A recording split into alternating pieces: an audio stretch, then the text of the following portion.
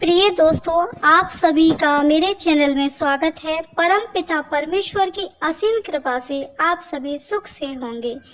आप सभी जानते हैं कि शिवरात्रि का पावन पर्व आने वाला है। परम दयालु भोलेनाथ की कृपा दृष्टि आप सभी पर बनी रहे। मैं आपके लिए शिवरात्रि कथा लेकर आई हूँ। इस कथा को सुनने से मनुष्य के सभी पाप समाप्त हो जाते हैं और सभी मनोकामनाओं की पूर्ति होती है, सुख की अनुभूति होती है।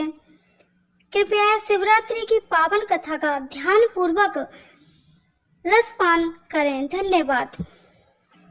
महाशिवरात्रि के विषय में भिन्न भिन्न मत हैं।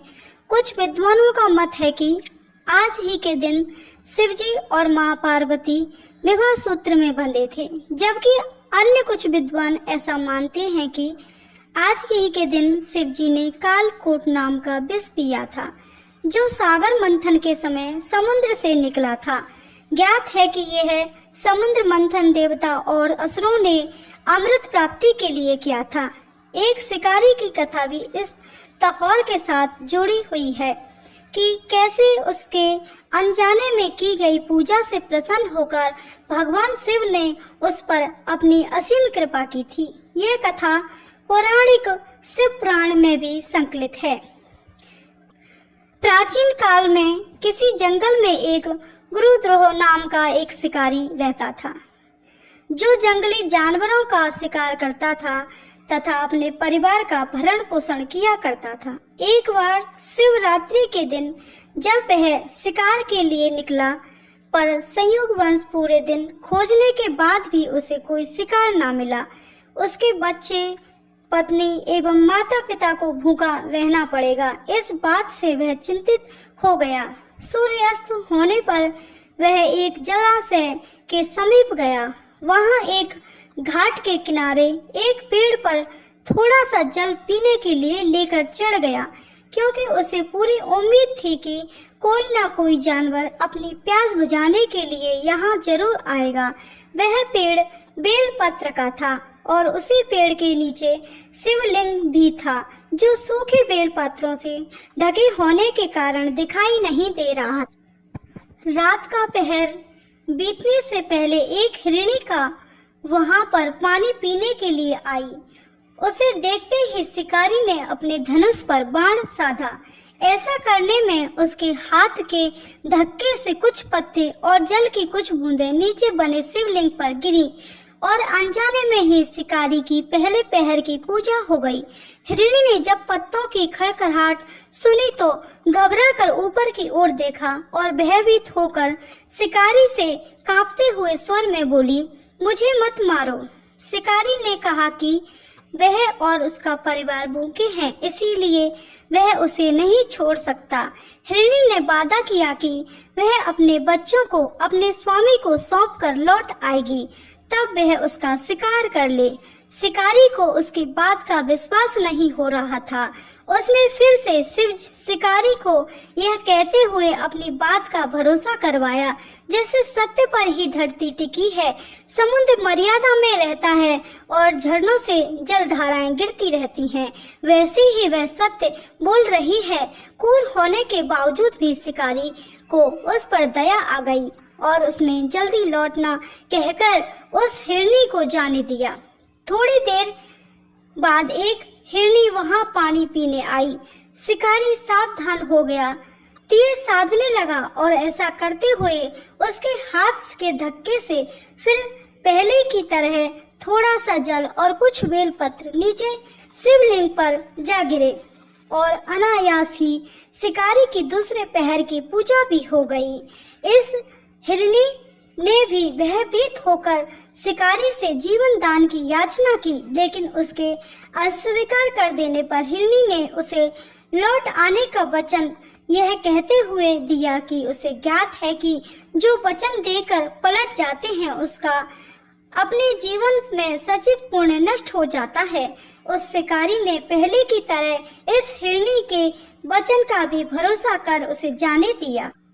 अब तो वह इसी चिंता में व्याकुल हो रहा था कि उनमें से शायद ही कोई हिरणी लौट कर आए। और अब उसके परिवार का क्या होगा। इतने में ही उसने जल की ओर आते हुए एक हिरण को देखा। उसे देखकर शिकारी बड़ा प्रसन्न हुआ। अब फिर धनुष पर बाण चढ़ाने से उसकी तीसरे पहर की पूजा भी स्वतः ही संपन्न हो गई। लेकिन पत्तों के गिरने की आवाज से वह हिरण सावधान हो गया। उसने शिकारी को देखा और पूछा, तुम क्या करना चाहते हो? वह बोला, अपने कुटुंब को भोजन देने के लिए तुम्हारा वध करूंगा। वह मृग प्रसन्न होकर कहने लगा, मैं धन्य हूँ कि मेरा यह शरीर किसी के काम आएगा। परोपकार से मेरा जीवन सफल हो जाएगा। पर कृपया कर अभी मुझे जाने दो, ताकि मैं अपने बच्चों को उनकी माता के हाथ में सौंपकर और उन सबको धीरज बंधाकर यहाँ लौट आऊं। शिकारी का हृदय उसके पाप पुंज नष्ट हो जाने से अब तक शुद्ध हो गया था, इसीलिए वह विनय पूर्वक बोला, जो जो यहाँ आए सभी बातें बनाकर चले गए और अभी तक नहीं लौटे। यदि तुम भी झूठ बोलकर चले जाओगे तो मेरे परिजनों का क्या होगा? अब हिरण ने यह कहते हुए उसे अपने सत्य वचन का भरोसा दिलवाया कि यदि वह लौट कर न आए तो उसे वह पाप लगे जो उसे लगा करता है, जो समर्थ रहते हुए भी दूसरे का उपकार नहीं करता। शिकारी ने उसे भी यह कहकर जाने दिया कि शीघ्र लौट आना। रात्रि का अंतिम पहर शुरू होते ही उस शिकारी के हर्ष की सीमा न थी, क्योंकि उसने उन सब हिरण हिरनियों को अपने बच्चों सहित एक साथ आते देख लिया था। उन्हें देखते ही उसने अपने धनुष पर बाण रखा और पहले की ही तरह उसके चौथे पहर की भी शिव पूजा संपन्न हो गई।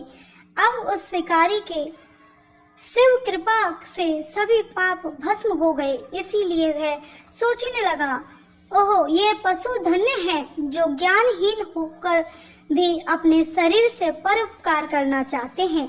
लेकिन धिक्कार है मेरे जीवन को कि मैं अनेक प्रकार के कृतज्ञों से अपने परिवारजनों का पालन करता रहा।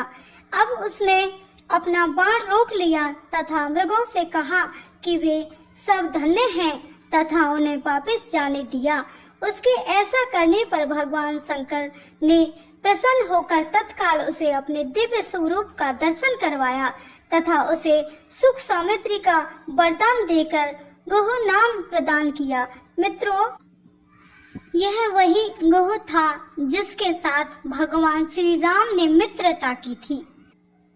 शिवजी जटाओं में गंगा जी को धारण करने वाले, सर पर चंद्रमा को सजाने वाले, मस्तक पर त्रिपुंड तथा तीसरे नेत्र वाले, कंठ में कालपास, नागराज तथा रुद्रमाला से सुशोभित, हाथ में डमरू और त्रिशूल है, जिनके और भक्तगण बड़ी श्रद्धा से जिन्हें शिव शंकर, भोलेनाथ, महादेव, भगवान असंतोष, उमापति, गौरीपति, सोमेश्वर, महाकाल, ओमकारेश्वर, नीलकंठ, त्रिपुरारी, सदाशिव तथा अन्य सहस्त्रों नामों से संबोधित करते हैं, उनकी पूजा अर्चना किया करते हैं। ऐसे भगवान शिव एवं शिवा हम सबके चिंतन को सदा सदैव सकारात्मक बनाएं एवं सबकी मनोकामना पूरी करें। जय भोलेनाथ।